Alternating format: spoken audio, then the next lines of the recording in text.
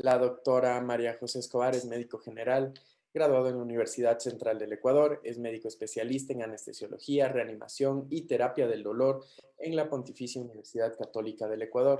La doctora Escobar intervendrá con el tema actualización en el manejo de vía aérea en paciente con COVID-19. Doctora María José Escobar, muy buenas noches, bienvenida. En este momento usted ya puede habilitar su micrófono, su videocámara y también Muy compartirla. buenas noches, Buenas noches, bienvenido. gusto, ¿cómo están? Muy bien, muchas gracias. Le comento, Doc, que todos los participantes tienen la videocámara y los micrófonos apagados para que no tengan interrupciones. Al finalizar, la doctora Jara dará lectura a las preguntas de los asistentes. Perfecto, muchísimas gracias. Es un gusto compartir con ustedes algo del conocimiento anestesiológico en este congreso. Muchas gracias por la invitación y bueno, vamos a empezar.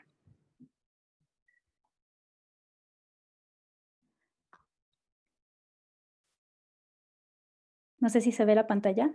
Sí, Doc, tenemos la pantalla completa, el audio es bueno y el video perfecto, entonces podemos iniciar. Ok. Bueno, el día de hoy yo les voy a hablar un poquito sobre la actualización en el manejo de la vía aérea en el paciente con COVID-19. Esta es la bibliografía que ustedes la pueden encontrar. Aquí yo les voy a dejar igual en el blog de comentarios. Bueno, para empezar, el síndrome respiratorio agudo COVID-2 provoca la enfermedad COVID-19.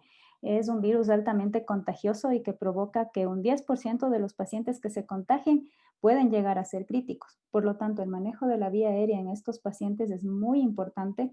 Sin embargo, es de alto riesgo tanto para el paciente cuanto para la persona que se encuentra en ese momento en el manejo de la vía aérea. El objetivo de la charla es desarrollar los principios para el manejo de las vías respiratorias de los pacientes con COVID-19 y fomentar el desempeño, el cual tiene que ser seguro para el paciente y para el staff que se encuentra a cargo. Preciso. ¿Esto qué quiere decir? Que tenemos que dejar de lado las prácticas que no nos son familiares, las prácticas que son nuevas y las prácticas que son repetitivas, porque esto puede causar daño en la vía aérea y después dificultarnos en el proceder a la misma. Y rápido. ¿Pero qué queremos decir con rápido? No que sea acelerado, sino que tiene que ser manejable y seguro en ese sentido.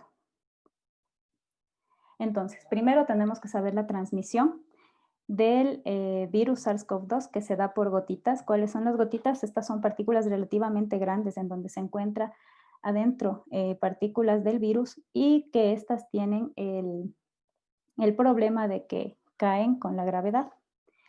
Los fomites son las partes que nosotros estamos en contacto, por ejemplo, mesas, sillas, las manos, todo lo que es los EPPs por afuera, todo esto son los fomites en donde se pega el virus y se queda ahí. Entonces, estas dos, las gotitas y los fomites, son las formas más comunes en las cuales nosotros podemos tener un contagio.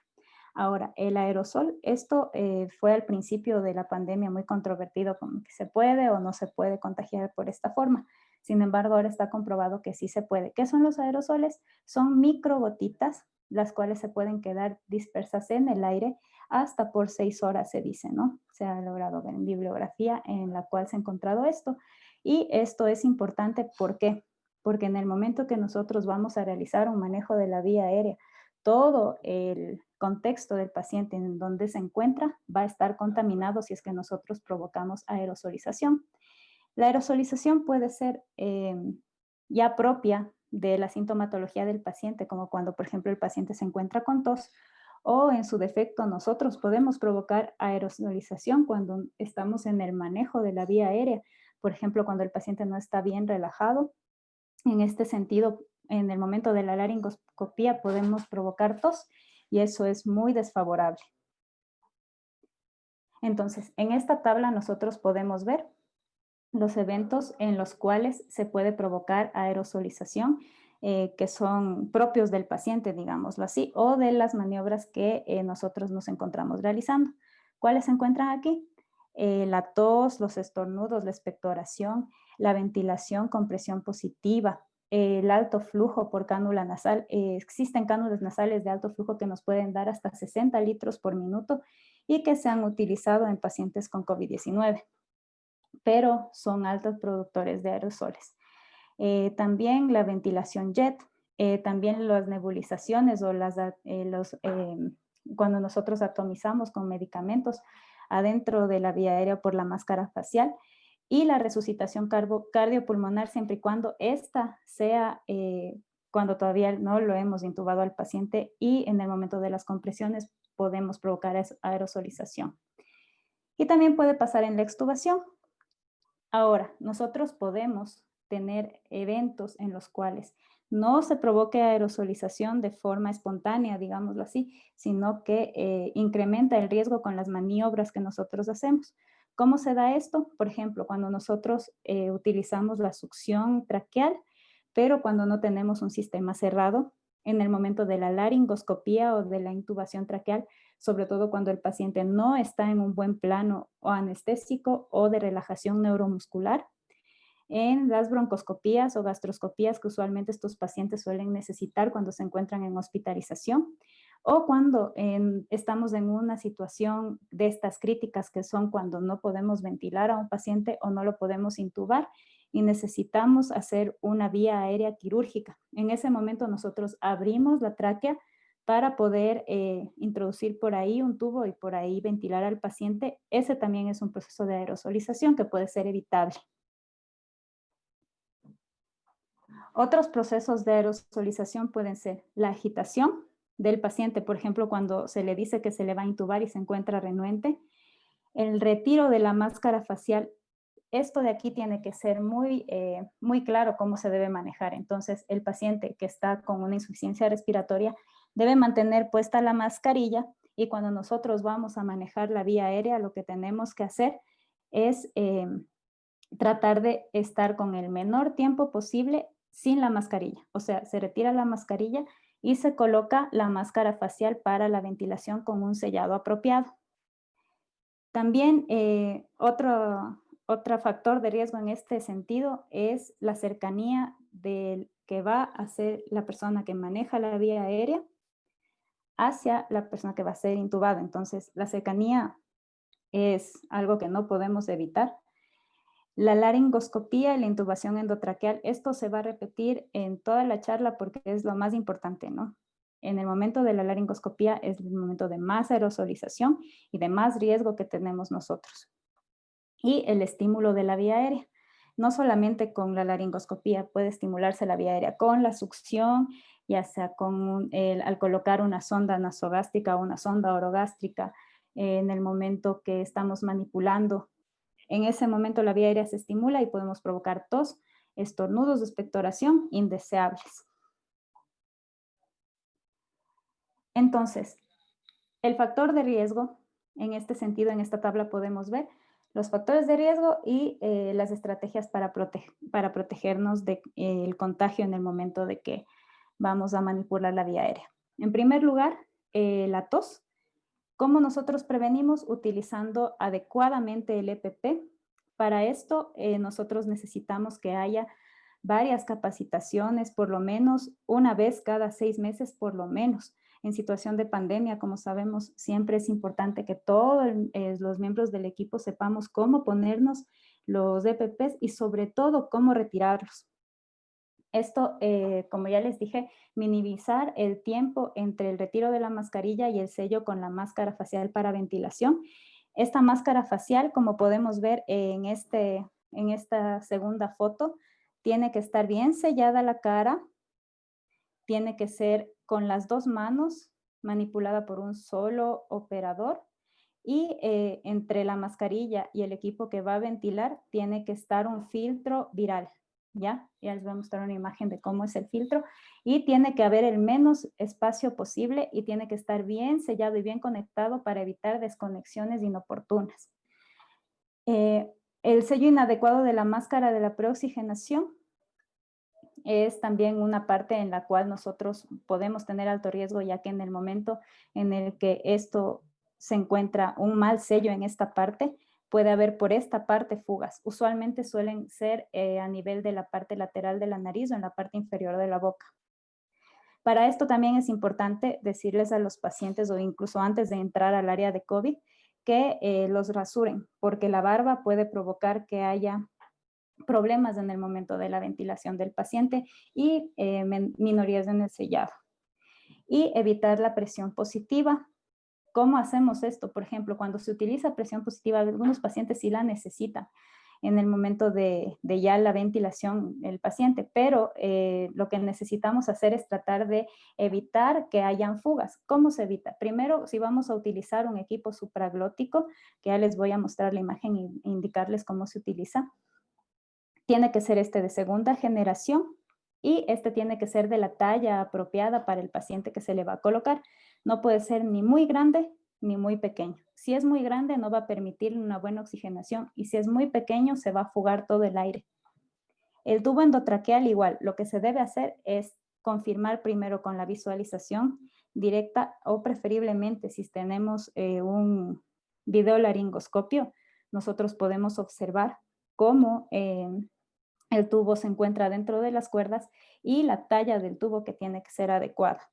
Debemos ser meticulosos al inflar el back del tubo y para eso necesitamos un manómetro. En realidad, esto sí es un poco difícil en nuestro medio. Yo no he visto un manómetro utilizarse, sobre todo en hospitales públicos, ¿no? Es difícil de su adquisición, son equipos que no son baratos, pero deberían estar en cada sala de COVID. También podemos ver nosotros que no hayan fugas a nivel de entre el tubo endotraqueal y el sistema que vamos a utilizar para ventilar. Y que el paciente, sobre todo, como les repito, esté con un buen bloqueo neuromuscular. Entonces, para la intubación en un paciente con COVID tenemos que ver todo lo que respecta desde el entorno en el que lo vamos a encontrar. El entorno que es el lugar en donde nosotros vamos a realizar el procedimiento. Entonces, el entorno en este paciente tiene que ser, primero, en una sala como la que vemos aquí, es una sala de presión negativa, en la cual podemos ver que hay un filtro, hay una entrada de aire, aquí como pueden ver con la flecha verde, y solamente va a haber entrada de aire 12 veces, o sea, intercambio de aire en toda la sala, 12 veces por hora. Y el de acá es un extractor, un filtro de aire EPA, el cual va a sacar todo el aire hacia un reservorio. Por lo tanto, no va a haber salida de aire por la puerta y no va a contaminar las salas externas del covitario. Las salas normales, ¿a qué se refiere esto? Esto se refiere, por ejemplo, cuando hubo el brote más grande de la pandemia y se tuvieron que utilizar salas que no son salas de contaminación. Entonces aquí se utilizaban los cuartos normales. Y esto hay que tratar de evitar. Preferiblemente la intubación tiene que ser en sala con presión negativa y más sobre todo hay que evitar las salas de presión positiva. ¿Cuáles son estas? Por ejemplo, el quirófano. El quirófano tiene salas de presión positiva ya que tienen un flujo laminar. Esto es para evitar las infecciones, sobre todo bacterianas en los pacientes, pero intubar a un paciente aquí quiere decir que todo lo que está aquí, como vemos aquí, aquí le estamos intubando al paciente y esta área está limpia. El rato que nosotros abrimos la puerta, todo se va para afuera y eso provoca aerosolización y esto va a provocar que probablemente la gente que esté afuera se contagie y que no esté con un buen EPP. Ya, ahora, en cuanto a los equipos, hay una controversia en qué es mejor utilizar, un equipo desechable o equipos reutilizables.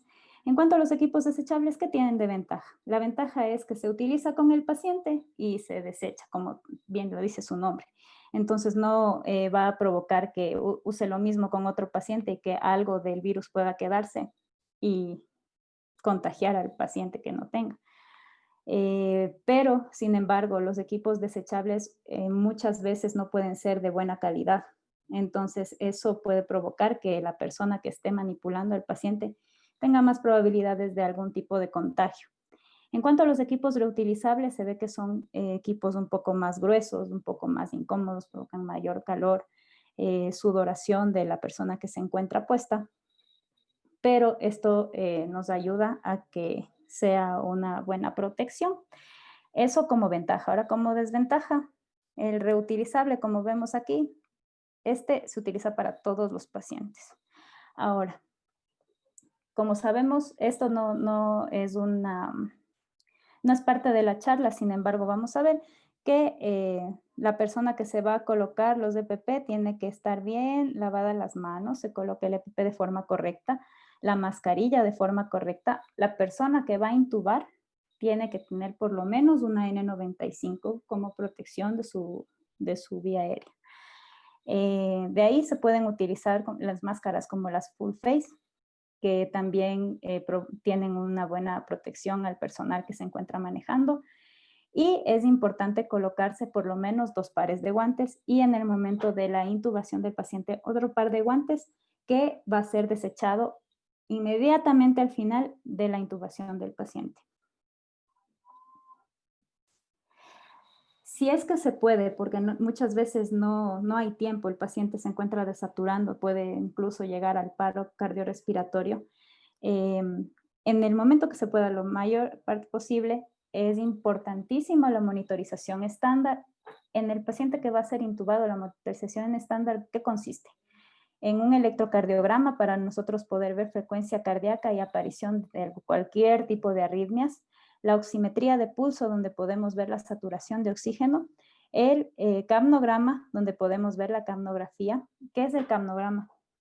Para los que no están familiarizados, es la curva donde nosotros vemos la fracción exhalada de oxígeno, de CO2. Entonces, cuando un paciente se encuentra intubado, podemos monitorizar el CO2 y de esta forma saber que el paciente se encuentra por sí intubado o no. Es una de las formas más fiables de las que nosotros podemos basar para esto. Y la temperatura.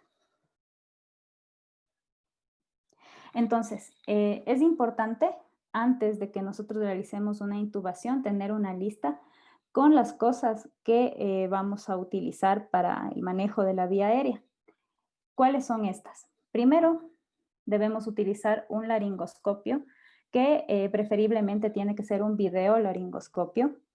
Tenemos que utilizar una pala Macintosh o un laringoscopio que sea un laringoscopio normal o de visión directa, por si acaso. Debemos tener también un dispositivo supraglótico, siempre de segunda generación, ya que estos tienen un canal de succión. El tubo endotraqueal tiene que ser, debemos tener el tubo que nosotros vayamos a ver que ingrese en el paciente de forma buena, pero también tener 2 tubos de 2 puntos menores y 2 tubos de 2 tallas mayores. Esto por si acaso en el momento que hacemos la laringoscopía nos podemos encontrar con cualquier sorpresa.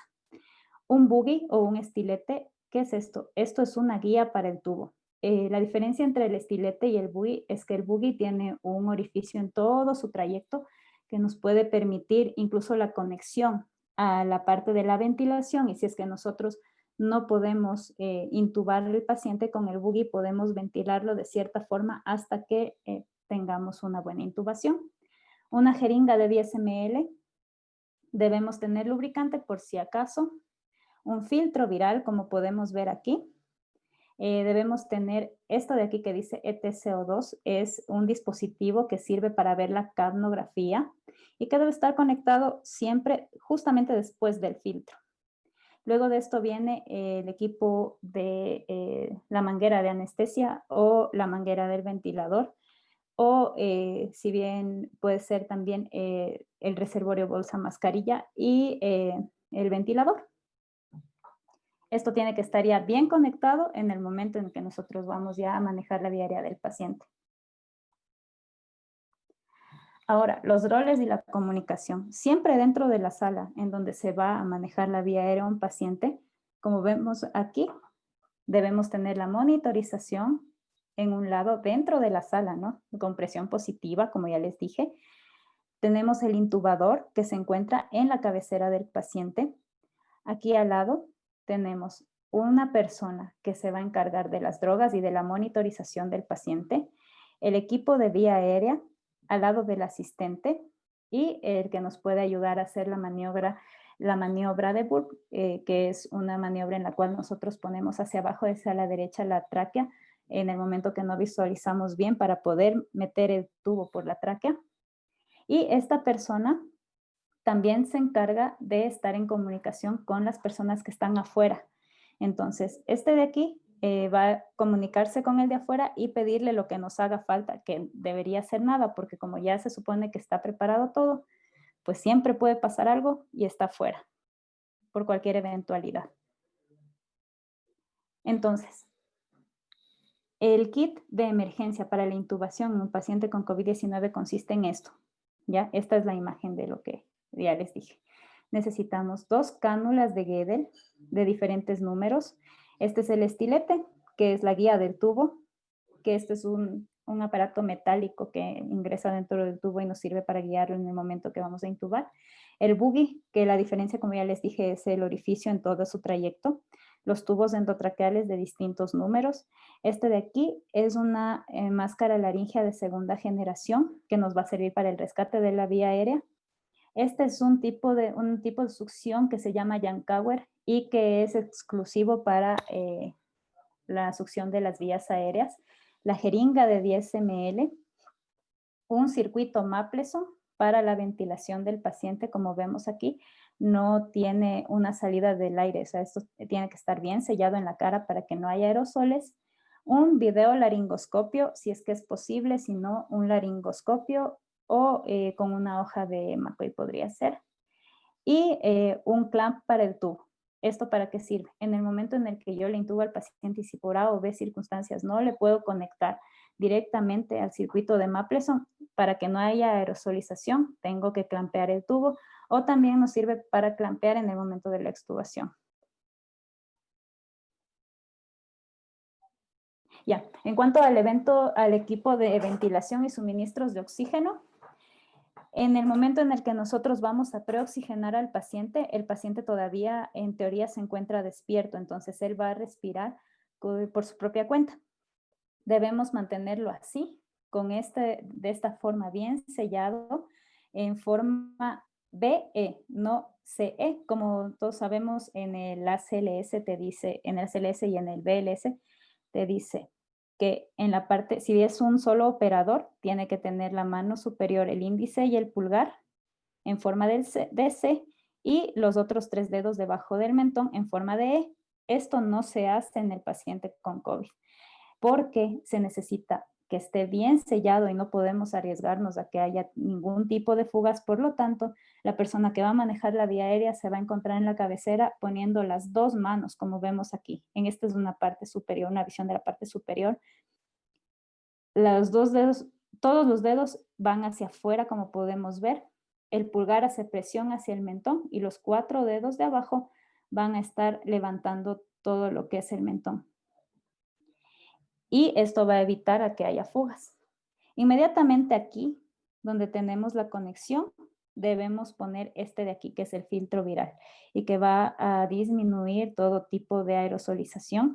En esta parte tiene una esponjita y esta va a filtrar todo lo que es del virus. Y directamente a esta debemos conectar el equipo de Mapleson para la ventilación que la tiene que hacer un segundo operador. En este sentido, en este momento el segundo operador no lo va a hacer porque el paciente está respirando por sí solo. Todavía no lo hemos dormido. Listo, entonces esto de aquí nos puede ayudar también para dar oxigenación al paciente. Podemos utilizar una máquina de anestesia, podemos utilizar estos equipos que son los Mapleson de las diferentes clases que tiene y podemos utilizar incluso un ventilador que ya de las salas de COVID o de las salas de UCI. Lo que no se debe utilizar para preoxigenar al paciente es este equipo de aquí, equipo de bolsa mascarilla, y tampoco está recomendado utilizar estos equipos en los cuales son cánulas nasales de alto flujo. Como ya les dije, que mantienen 60 litros por minuto más o menos, no se deben utilizar para preoxigenar a los pacientes. Hay que tratar de dar la mínima presión positiva que provoca mayores aerosolizaciones. Listo. Entonces, tenemos prooxigenado al paciente. Hay que procurar en ese momento tratar de tener lo máximo suministro de oxígeno para una saturación aproximadamente del 99 al 100% en lo posible. No todos los pacientes con COVID van a lograr esto, pero la máxima saturación que podamos lograr es la que necesitamos para poder mantener una buena inducción. ¿Qué es la inducción? Es el momento en el que nosotros dormimos a nuestro paciente. La inducción puede ser de dos tipos, inducción de secuencia rápida o inducción de secuencia inversa. ¿Qué quiere decir esto? La inducción de secuencia rápida es cuando nosotros colocamos la parte del anestésico para que el paciente se duerma y inmediatamente lo que hacemos es colocar el relajante muscular. Pero en la secuencia inversa lo que se realiza es colocar primero el relajante muscular e inmediatamente utilizar el agente hipnótico. Entonces, esto es muy importante saberlo. Cada lugar donde se realiza este tipo de procedimientos tiene su protocolo, pero hay muchos pacientes que se pueden beneficiar por la secuencia inversa, aunque es más incómoda. ¿Por qué? Porque cuando nosotros relajamos a un paciente con rocuronio a 1.2, de 1.2 a 1.5 miligramos por kilo, el paciente va a sentir la relajación muscular e incluso el apnea, pero va a estar consciente. Entonces, esto no es agradable para el paciente. Por eso, inmediatamente se debe poner el hipnótico, que en este caso el de preferencia es la ketamina en una dosis de 1.5 a 2 miligramos por kilo. Y esto es importante porque la ketamina mantiene la hemodinamia de los pacientes, no es como los otros hipnóticos como el propofol o el midazolam que pueden provocar que haya una hipotensión del paciente y que ya de por sí pueden tener algún tipo de choque cuando ingresan. Con la ketamina lo podemos prevenir. Ahora, como les decía, la secuencia rápida se pone primero la ketamina, que es la recomendada, e inmediatamente se pone el rocuronio. Al minuto de la colocación de este fármaco de rocuronio, se puede decir que el paciente ya tiene una relajación muscular adecuada, siempre y cuando se use esta dosis, que son dosis máximas. En estos pacientes se debe utilizar esas dosis para una relajación pronta. Otros medicamentos que podemos utilizar como adyuvantes son la lidocaína a 2 miligramos por kilo. Esta va a provocar una disminución en el estímulo de la tos en el momento que hay un estímulo a nivel de la vía aérea. Se debe utilizar un opioide como el fentanil o el remifentanil. Es preferible en estos casos el fentanil, ya que provoca menor inestabilidad hemodinámica, a diferencia del remifentanil, pero el remifentanil tiene la ventaja de que su depuración es muy rápida. Entonces, si es que hay algún tipo de consecuencia por el uso del opioide, con el remifentanil a los 15 minutos ya no la vamos a tener.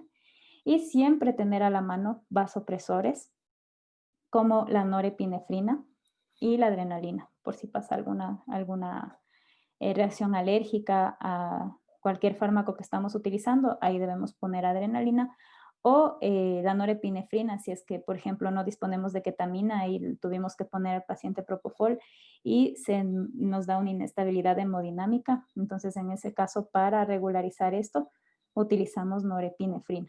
Empezamos con una dosis de 0.1 microgramos kilo minuto. Ya tiene que estar preparada la bomba. Listo, entonces, ahora vamos a ver en esta imagen. Primero, como ya habíamos visto, aquí vemos que el operador que va a intubar se encuentra en la cabecera y se encuentra teniendo todas las precauciones para que no haya una aerosolización. Está bien sellada la máscara, la tiene con sus dos manos y acá está un operador el cual le va a ayudar a pasarle todo lo que es el tubo endotraqueal y lo que la persona necesite para intubar, el laringoscopio o el videolaringoscopio. En este gráfico de acá podemos ver que el médico está realizando una intubación directa. Siempre que vamos a utilizar un laringoscopio tiene que ser con la mano izquierda, como podemos ver aquí. No hay laringoscopios para zurdos. Eso es una ventaja, desventaja, podría llamarse así. ya que los laringoscopios tienen aquí un canal por el cual va a pasar el tubo endotraqueal, va a ser fácil la visualización y también es porque la tráquea tiene una ligera desviación a la derecha. Entonces, por eso los laringoscopios se utilizan solamente con la mano izquierda. Como podemos ver, esto de aquí es la guía del tubo o el estilete, que aquí podemos utilizar el buggy. Se pone el buggy que nos puede servir para ventilar. Y lo más recomendable en pacientes con COVID-19 cuando vamos a hacer una laringoscopía, como podemos ver acá en esta foto, es que se debe utilizar un videolaringoscopio siempre que se pueda. El videolaringoscopio, como podemos ver, esta doc está realizando una laringoscopía, pero no le está viendo al paciente. Como pueden ver, está mucho más lejos de su cara que acá. Está manipulando todo desde lejos y en la parte de acá podemos ver que está visualizando la vía aérea por donde va a meter su tubo endotraqueal. Entonces no va a haber una cercanía tan grande como cuando hay con la laringoscopía directa. Listo. De cualquiera de las formas que hayamos colocado el tubo, vamos a decir que el tubo ya está dentro. Debemos introducirlo 2 centímetros. Este es el back, ¿no? Esto tiene que estar 2 centímetros más adentro de las cuerdas bucales. Entonces el tubo debe ingresar hasta por aquí. ¿Ya? Debe ser inflado el manguito de 20 a 30 centímetros de agua. ¿Cómo podemos saber eso? Con estos aparatos, estos manómetros que están aquí. Con esto se puede conectar directamente al tubo o con una jeringuilla y se va viendo cuánto es lo que estamos nosotros metiendo de aire para que no nos quede ni muy flojo el pad ni muy ajustado. Cuando está muy flojo provocamos fugas y cuando está muy ajustado podemos provocar en pacientes con intubaciones de larga data que haya una estenosis a nivel de la tráquea. Se han visto muchos casos en estos pacientes con post-COVID en los cuales se complican por esta causa. Y si se puede adquirir uno de estos, pues qué mejor para cada sala de COVID. Debemos colocar una sonda nasogástrica inmediatamente después de la colocación del tubo, incluso para alimentación de los pacientes, y se debe fijar el tubo de tal forma que no se vaya a mover porque los pacientes con COVID, como sabemos, pueden requerir ventilación en prono. Muchos pacientes mejoran con ella y la desventaja que tiene es que puede moverse el tubo o incluso extubarse cuando se les manipula, cuando se los mueve. Entonces hay que tratar de evitar que haya este tipo de accidentes.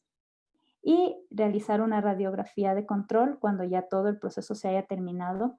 Siempre es recomendable, si vamos a colocar una vía central, primero colocar la vía central antes de hacer la radiografía para que haya menos exposición de las personas que se encuentren realizando este examen. Cuando ya tenemos al paciente intubado, en la postextubación debemos conectarlo a cualquiera de estas 2 máquinas. Esta es una máquina de anestesia en la cual nosotros podemos ver aquí que tiene un monitor de los signos vitales, tiene un ventilador, tiene estos son para administrar anestesia inhalatoria y este es el circuito cerrado que va a utilizar.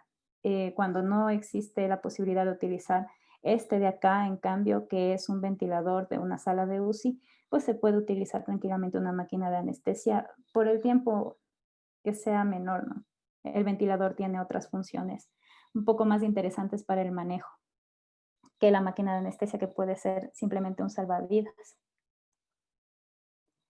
Ahora, podemos encontrarnos también en una situación muy incómoda que es cuando no podemos intubar al paciente y no lo podemos ventilar.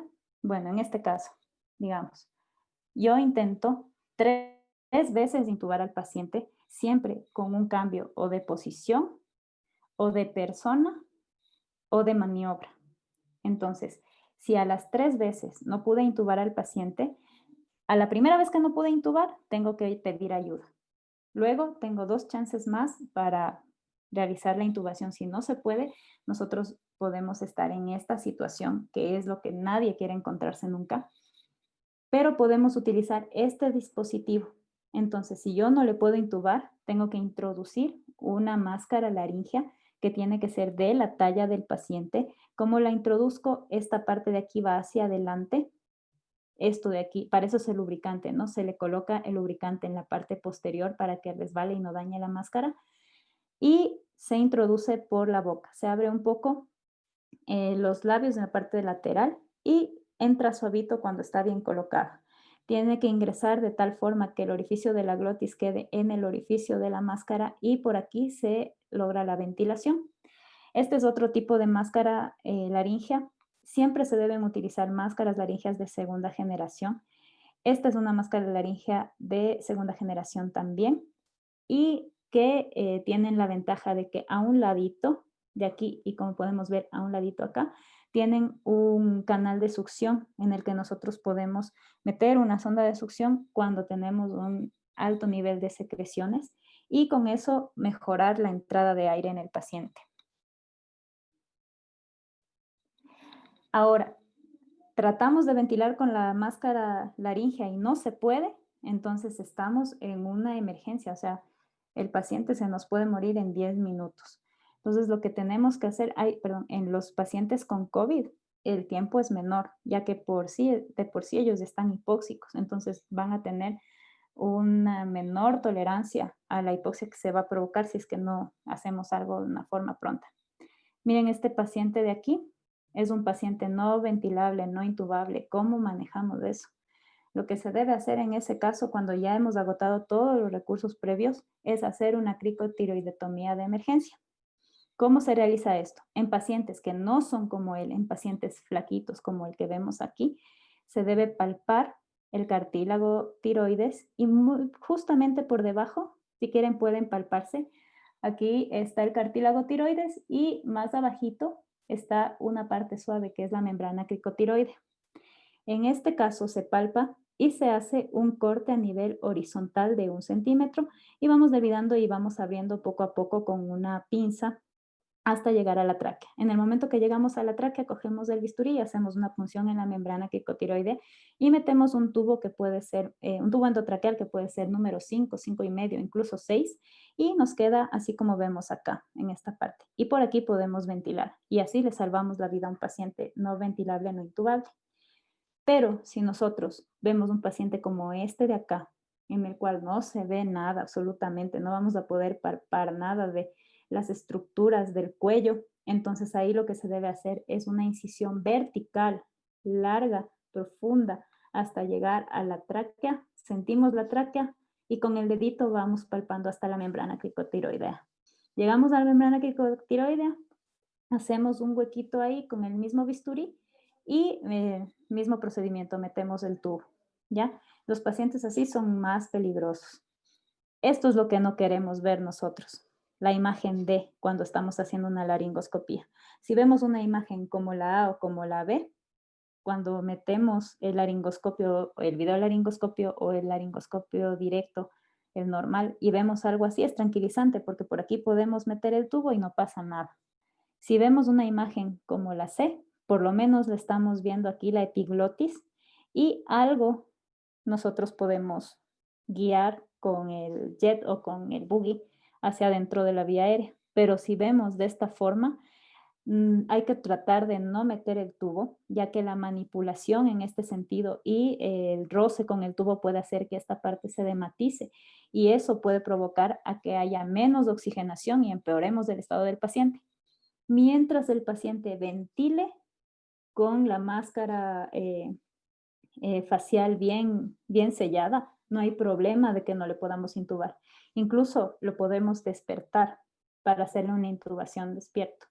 Pero si es que nosotros ya lesionamos esta parte y si es que el paciente no ventila, ahí sí, esa situación es de las que no te quieres topar.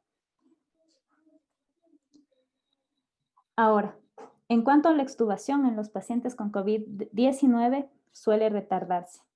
¿Por qué? Porque siempre la aerosolización es un problema y usualmente en un promedio los pacientes que se intuban cuando tienen una insuficiencia respiratoria es aproximadamente de 10 a 14 días.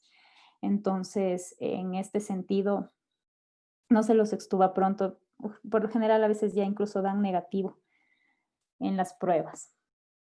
Lo que se debe hacer es una oxigenación de bajos flujos. ¿Cómo se realiza? Con una cánula nasal y ponerla a menos de 5 litros por minuto, siempre y cuando el paciente no necesite más oxigenación, sino si debemos poner incluso algunos dispositivos de BiPAP o CPAP.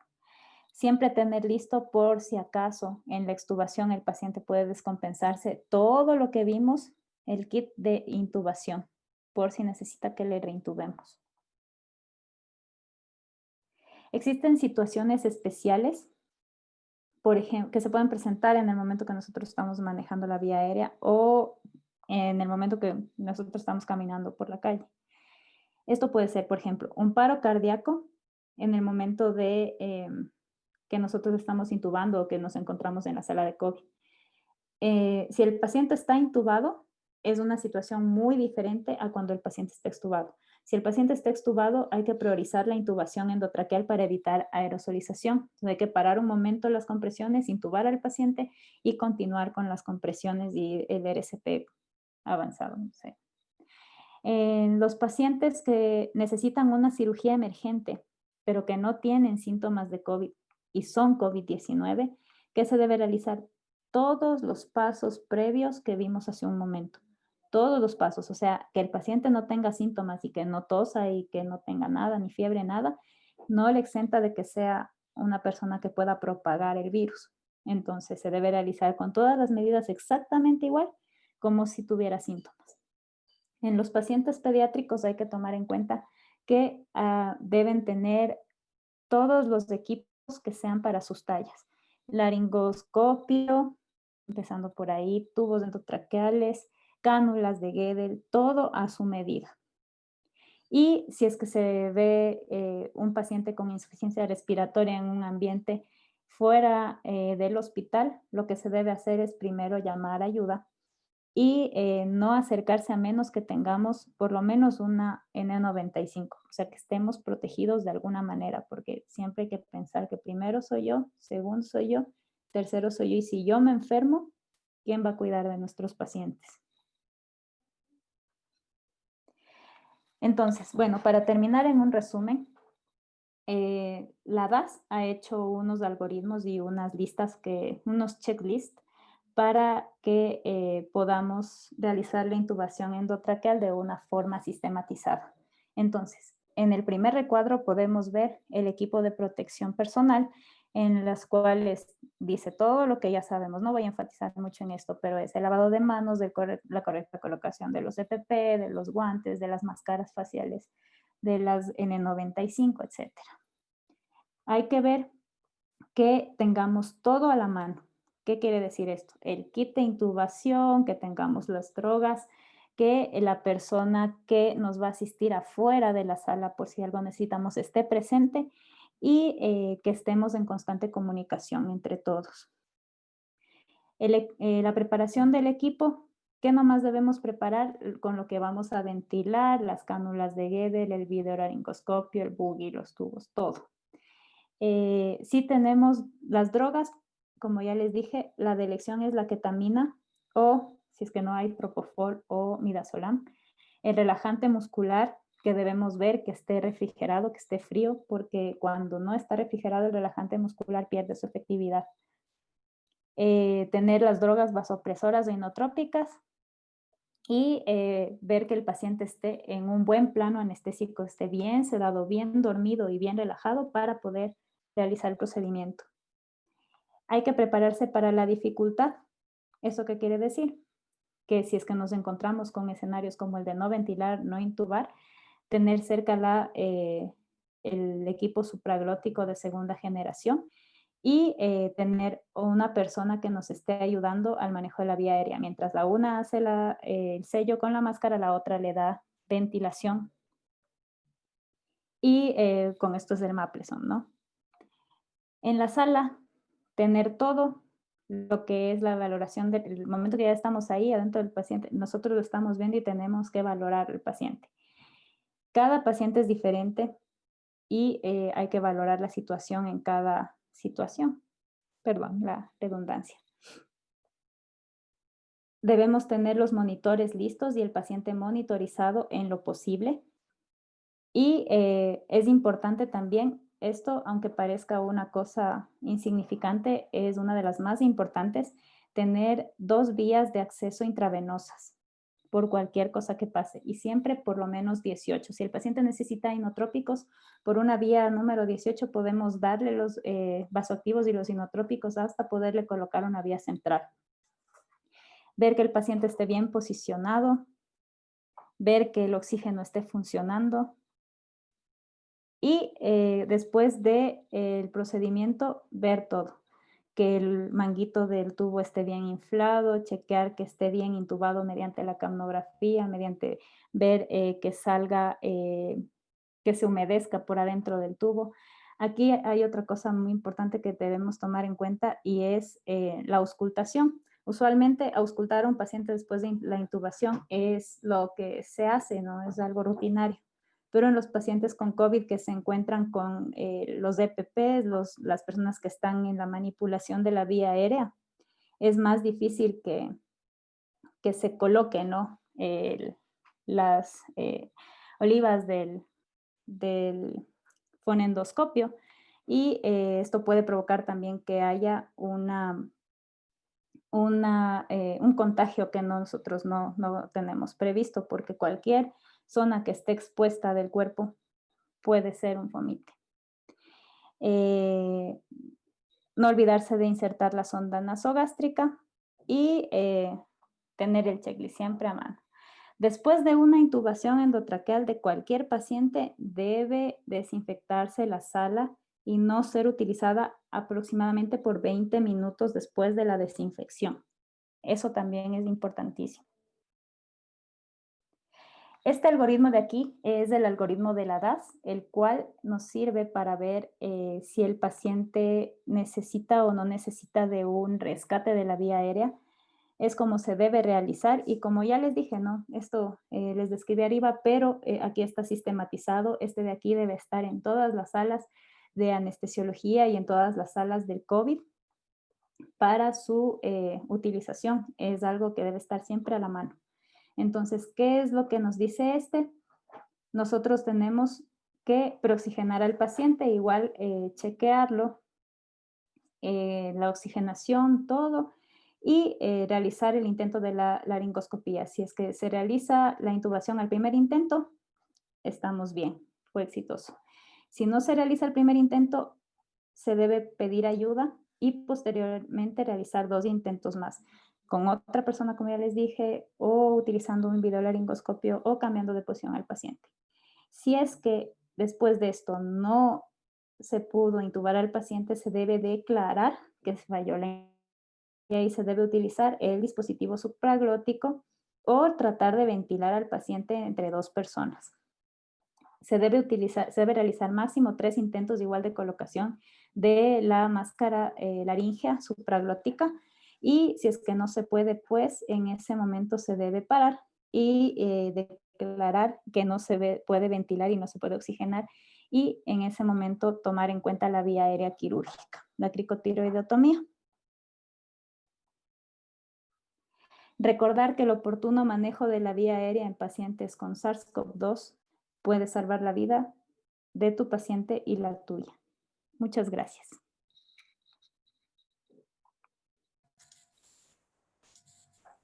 Muchísimas gracias, doctora. Ha sido una excelente exposición. Tenemos unas preguntas en el chat. Una pregunta es, ¿cómo podemos identificar el tamaño adecuado del tubo endotraqueal que debemos utilizar? Bueno, el tamaño del tubo endotraqueal en adultos es más fácil, ¿no? Usualmente las mujeres pueden utilizar tubos entre 7 y 7,5, número entre 7 y 7,5, y los hombres entre 8 y 8,5. Hay que utilizar, o sea, por ejemplo, si yo tengo duda entre utilizar un tubo más grande o un tubo más pequeño y veo que puede ingresar el tubo, pues utilizo el tubo más grande, siempre elijo el tubo más grande. Misma cosa pasa con las máscaras laringeas. Si yo veo, estoy entre un número menos y un número más que puede entrar un paciente, utilizo siempre el número más alto para evitar aerosolizaciones. En los niños se realiza una fórmula en la cual se ve la edad del paciente dividido para 4 más 4, ¿ya? Entonces, por ejemplo, digamos, tengo un paciente que tiene 4 años. Dividido para 4, ¿cuánto me da? 1. Y esto le sumo más 4, el tubo que va a usar el paciente es un tubo número 5. Así, en los niños. Pero en los adultos es un poco más fácil, ¿no? Es un poco más estandarizado, pero en los niños se utiliza fórmulas, todos con fórmulas. Muchas gracias, doctora. Otra pregunta es, ¿cuánto tiempo máximo se puede mantener la mascarilla laringea? La mascarilla laringea puedes mantenerle el tiempo que sea necesario, no hay ningún problema. O sea, si el paciente, digamos, yo no le pude intubar y no le puedo ventilar y con la máscara laringea ventila bien, me mantengo con la máscara laringea por el tiempo que sea necesario. No hay ningún inconveniente. La máscara laringea es un buen dispositivo de la vía aérea que aparte de rescate de la misma, también nosotros sabemos utilizarla incluso para procedimientos quirúrgicos cortos. Eh, Puede utilizarse aproximadamente entre 3 a 4 horas. Con esto ya se supone que puedes resolver si tienes alguna emergencia de la vía aérea, se puede lograr resolverla y el paciente ya se supone que ya en ese momento, si ya no lo quiero tener relajado, la relajación neuromuscular dura entre 30 minutos y 1 hora. Y si puedo mantener la máscara laringea entre 3, 4 horas, no hay ningún inconveniente. Es un buen dispositivo salvavidas, la máscara laringea. Muchas gracias. En cuanto, a ver, hay otra pregunta también. Los pacientes con COVID que están colapsada la tráquea, solo se cambia la traqueostomía. Perdón, está un poco extraña la pregunta.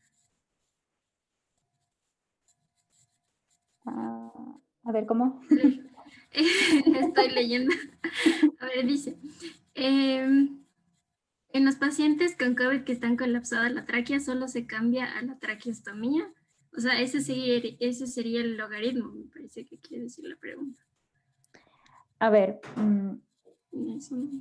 en los pacientes creo que se refiere a cuando nosotros tenemos una emergencia de la vía aérea, si mal no entiendo la pregunta.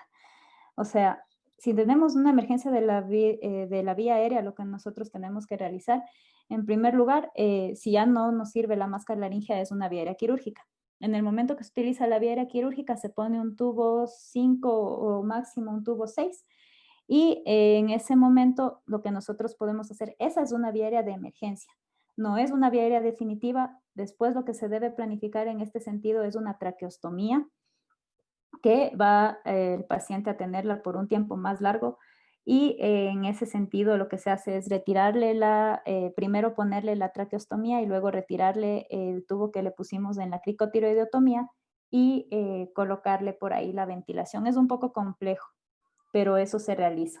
O sea, que nosotros nos encontremos con una situación de estas no intubables, no ventilables, es raro. Pasa en 1 de cada 50,000 pacientes, pero cuando pasa es una emergencia y el paciente se puede morir. Entonces, hay que hacerlo.